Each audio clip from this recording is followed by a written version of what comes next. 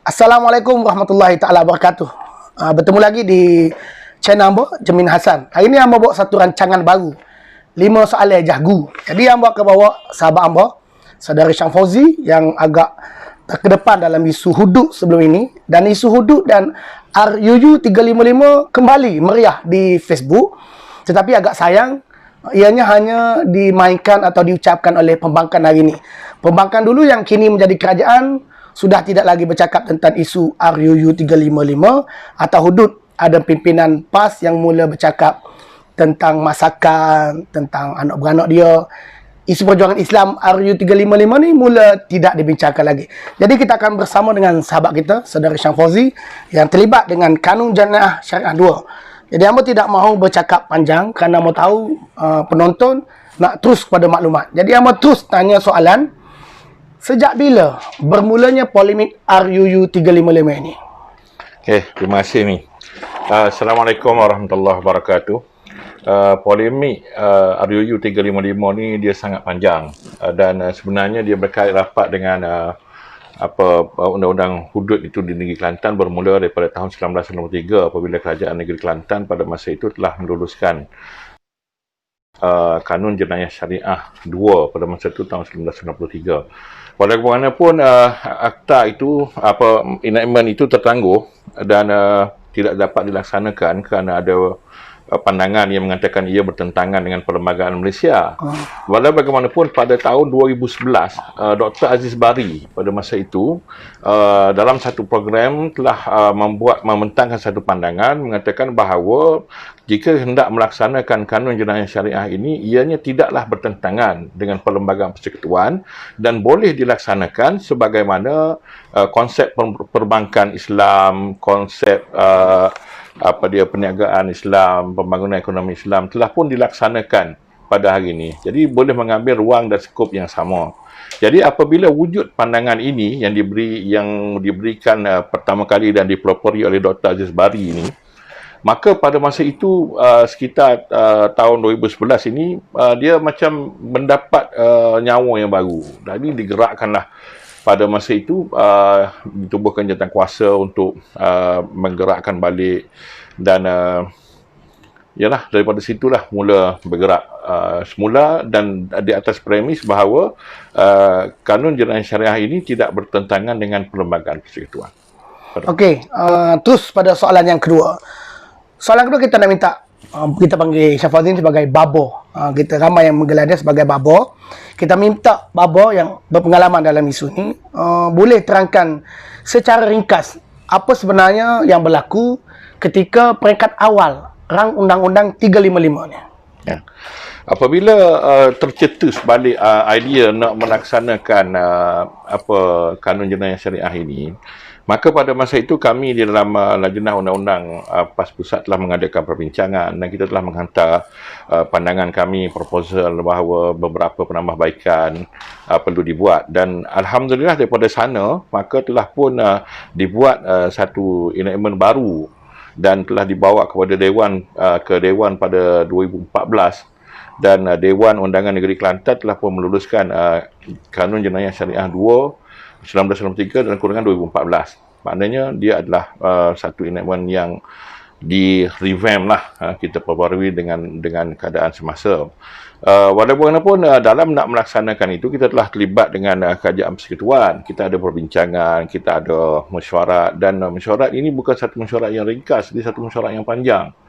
Memang kita bincang sungguh-sungguh pada masa itu kaedah cara bagaimana nak laksanakan benda ni, nak buat benda ni.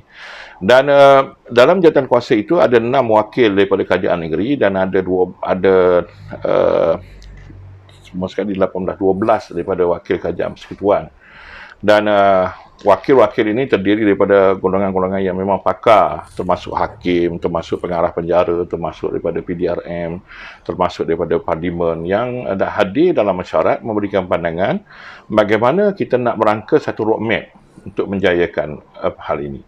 Walau bagaimanapun roadmap yang telah dibuat itu telah pun dilanggar, yang menyebabkan berlakunya macam-macam masalah selepas daripada itu, dan ada pimpinan PAS yang sebelum ini mengatakan bahawa kita tak ikut roadmap ini kerana keputusan pimpinan kita tidak mahu ikut. Saya pun tidak pasti keputusan mana. Sebab bila saya cek dengan timbalan Presiden PAS masa itu, beliau mengatakan dia tidak tahu. Siapa ketika itu?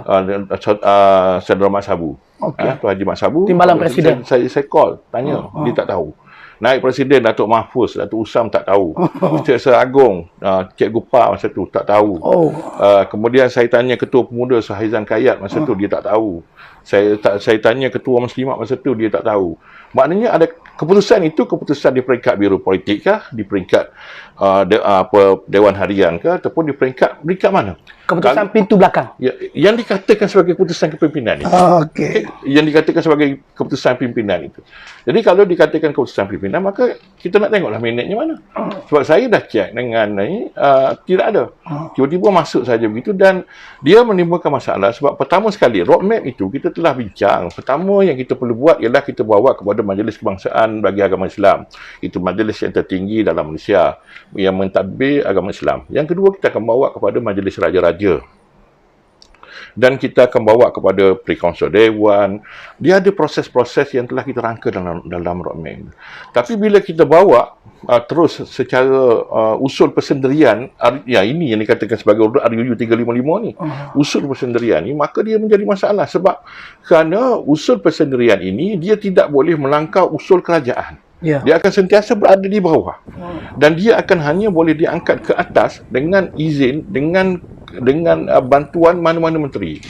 Sebab tu bila dalam kalau kita ingat dulu Menteri Undang-Undang pada masa itu Azalina telah mengangkat dan mengutamakan dalam senarai pada itu. Dipanggil, tapi dipanggil untuk baca saja. Tak dibahaskan pun. Itu jadi tapi pada masa itu dah diraihkan sebagai ini satu kejayaan. Kejayaan apa? Apa yang telah dicapai. Dan sampai hari ini kita dapat lihat benda ni tak ke mana, belum tak ada pencapaian pun. Jadi kalaulah kita bersabar dan kita buat dalam keadaan yang teratur, sebab semua benda dalam dunia ini ada kaedah. Kita nak masak nasi pun ada cara dia. Kita basuh beras, kita masuk dalam periuk, masuk air. Ada proses-proses yang perlu kita ikuti.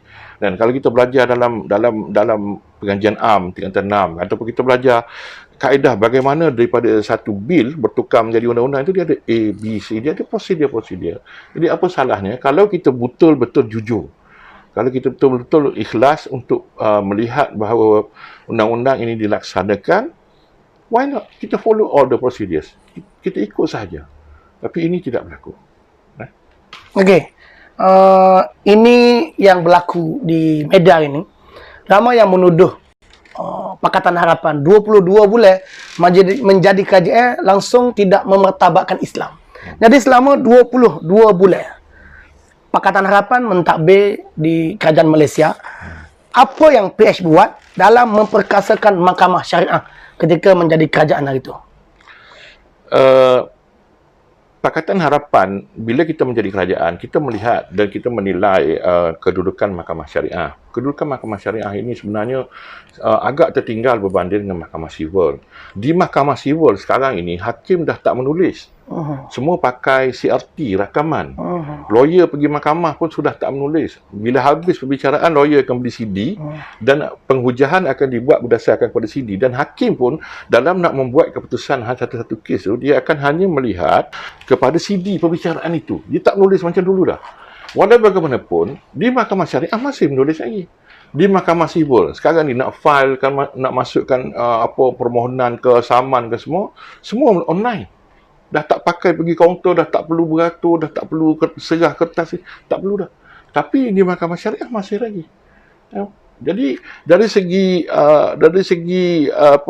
prasarana, dari segi sumber manusia, dari segi kemudahan, Mahkamah Syariah jauh tertinggal. Jadi sebab itu dalam hal ini Pekerjaan Pakatan Harapan pada masa itu di pejabat menteri, di Jabatan Perdana Menteri bawah Datuk Seri Dr. Mujahid, pada masa itu telah menggariskan 4 strategi utama dalam kita untuk memperkasakan Mahkamah Syariah. Yang pertama ialah kita cuba mengharmonikan di antara undang-undang sivil dan syariah. Sebab dia ada pertumbungan, dia ada masalah. Kan? Contohnya peruntukan mengenai liwat. Dalam penal code ada, dalam kanun jenayah syariah pun ada. Kemudian isu hadanah, boleh Mahkamah Sivil boleh bagi hak jagaan, boleh Mahkamah Syariah pun boleh bagi hak jagaan, terutama dalam kes-kes yang melibatkan conversion, penukaran agama. Yang kedua, kita cuba meningkatkan kompetensi hakim-hakim Mahkamah Syariah dan pendakwa syar'i. Kita dalam masa kita jadi kerajaan baru ni, kita pernah hantar hakim-hakim syar'i ni berkursus selama 3 bulan di Saudi, di Ma'had Al-Ali lil Qadha. Belajar cara membuat penghakiman, belajar cara dengar kes, belajar cara buat keputusan. Kenapa? Kerana kita nak supaya kompetensi kompetensi ataupun kemampuan hakim dalam memutuskan keputusan kes-kes di mahkamah ini, mereka boleh membuat keputusan dengan lebih baik, lebih tuntas, dan yang mana akan lebih memberi keadilan kepada rakyat. Dan dalam keadaan itu, bila kita mempersiapkan hakim, maka kita mempersiapkan juga mahkamah untuk apabila kita nak melaksanakan hukuman, kaedah undang-undang yang lebih berat, maka mahkamah bersedia. Yang ketiga ialah menambah baik tadbir urus dan prasarana mahkamah syariah. Tadi, macam yang saya sebut tadi, di mahkamah syariah masih belum ada CRT, sistem recording. Datuk Seri Mujahid telah pun pada masa sebelum ini mengarahkan Mahkamah Syariah Wilayah Persekutuan untuk membuat kajian supaya juga pakai sistem CRT ni, dan pernah dibawa kepada mesyuarat pre-council beberapa kali. Saya hadir dalam mesyuarat itu, kita bincang bagaimana nak melaksanakan supaya Mahkamah Syariah juga mempunyai CRT, ada rakaman, supaya perbicaraan itu dapat dirakam dan dilihat kembali selepas daripada itu. Apa yang berlaku, apa yang dikemukakan, apa yang tidak ditimbulkan, apa yang dihujahkan, menjadi satu bantuan dan insya-Allah menjadi satu pemudah cara bagi hakim untuk mendapatkan keputusan yang lebih baik. Dan yang keempat ialah kajian, dan saya maafkan semula bagi undang-undang yang sedia ada, dan supaya kita melakukan undang-undang ataupun melakukan apa-apa yang perlulah. Sebagai contoh, kita sebelum ni, kita tidak ada akta peguam syar'i. Peguam syar'i ni jadi peguam gitu ya. Jadi, apa yang dibuat oleh Mahkamah Kajian Pakatan Harapan ialah kita telah meluluskan, dan lulus di Dewan dah, akta guaman syar'i.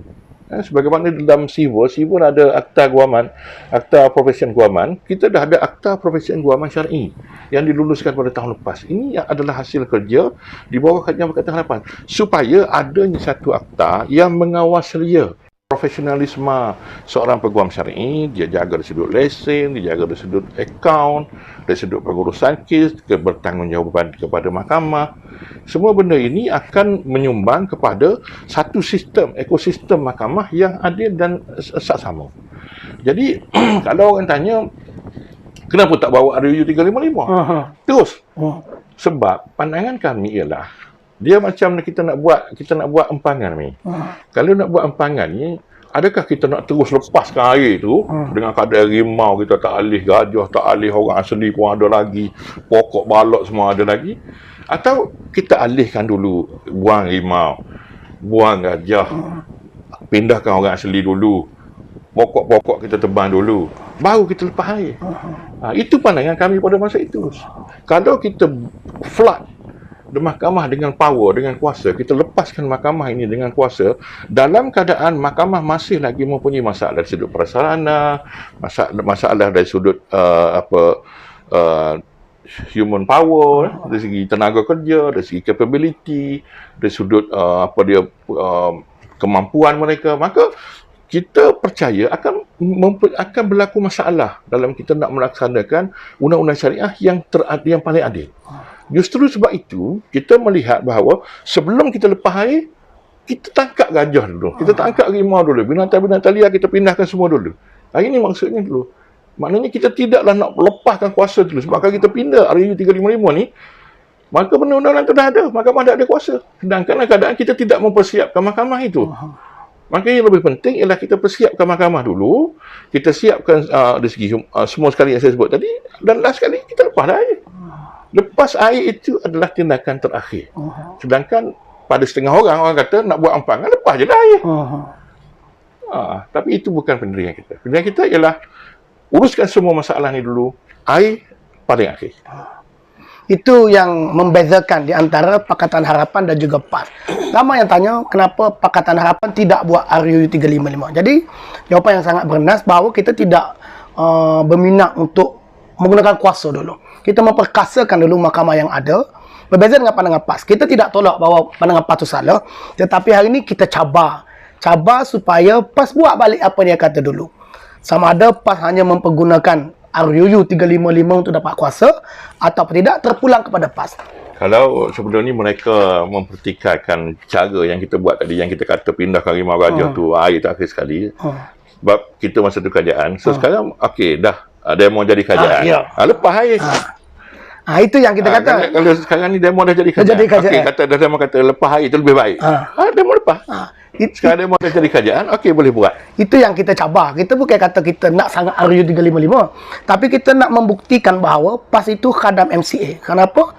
Sebelum jadi kajian, sedap cakap. Jadi hari ini dah jadi kajian, kita tengok adakah PAS mampu buat apa dia cakap, ataupun hari ini kerana banyak sangat tulang yang MCA bagi menyebabkan tak mampu lagi nak sebut RUU 355. Okey, jadi pada pandangan Babo lah, adakah PAS akan terus mainkan isu RUU 355? Ada pandangan Babo lah.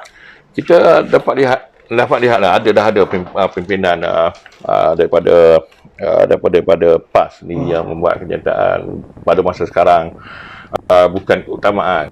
RUU 355 bukanlah keutamaan. Sedangkan satu ketika dulu RUU 355 adalah nyawa. Bila tak ada nyawa ni mati. Jadi bila tak ada nyawa, tiba-tiba dalam keadaan nyawa bukan keutamaan dah. Jadi saya pun tak tahulah kalau dah nyawa tak menjadi keutamaan, tak tahulah apa sebab bagi kita nyawa lah paling setengah orang tu dia sakit kencing manis, kaki buruk semua, kok doktor pokok tu pun tak apalah sebab nak selamatkan nyawa. Tapi dalam hal ini nyawa dah kita tak apa, sekarang ni bukan keutamaan kita nak selamatkan nyawa, keutamaan kita apa dia? Jadi itu satu benda yang kita nampak satu flip-flop. Sedangkan benda ni benda dasar, dan hukum ni hukum daripada hukum Allah, bukannya satu benda yang boleh dibuat mainan, dijual untuk meraih sokongan manusia semua sekali. Ini tindakan yang tidak betul. Soalan terakhir, soalan yang kelima, soalan bonus agak keras sikit, tapi kita nak dengar juga pada pandangan Tuan Babo lah. Setuju atau tidak dengan naratif yang hamba bawa? Sekiranya PAS tidak bercakap tentang RUU 355 dan juga hudud. Sebelum ini kalau kita dengar timbalan Menteri Besar naik Presiden PAS kata apa guna ke Putrajaya tapi kalau tak boleh buat laksanakan Islam. Hari ini timbalan Menteri Besar sendiri cakap RUU 355 bukan mudah. Jadi setuju atau tidak Tuan Babo bersama dengan pendapat hamba bahawa sekiranya PAS tidak bercakap tentang RUU 355 dan hudud, PAS kini adalah khadam kepada MCA. Ya, itu satu premis yang PAS kena nafikan lah rasanya. Sebab kalau tak dilihat kepada halangan, apa halangannya? Apa masalahnya? Sebab itu pun perjuangan mereka selama ni. Sebab bila kita menyebut, kita kata, ya betul kita nak laksana ini, tapi ini. Tak ini. Okey, sekarang tak apa. Dah sampai peluang bagi kamu, untuk kamu, dan apa masalah pula? Tiba-tiba sekarang ni dah jadi gitu, gini. Sedangkan dulu bila kami ceritakan prosesnya kena beras ni kita tak boleh nak terus makan, kita kena basuh dulu, kena tanak dulu. Boleh nak makan terus? No, tak boleh makan dulu. Tapi tak apa, sekarang dah kata boleh makan lah. Okey, terima kasih kepada Tuan Babo. Kita tak nak cabar lebih-lebih. Hari ni walaupun cakap je bila nak buat. Lepas COVID ke ataupun Julai ni ke, cakap je. Jadi terima kasih kerana menyokong hamba di channel Jami Hassan. Teruskan subscribe. InsyaAllah hamba akan bawa banyak lagi isu yang berkaitan dengan rakyat. Assalamualaikum warahmatullahi wabarakatuh.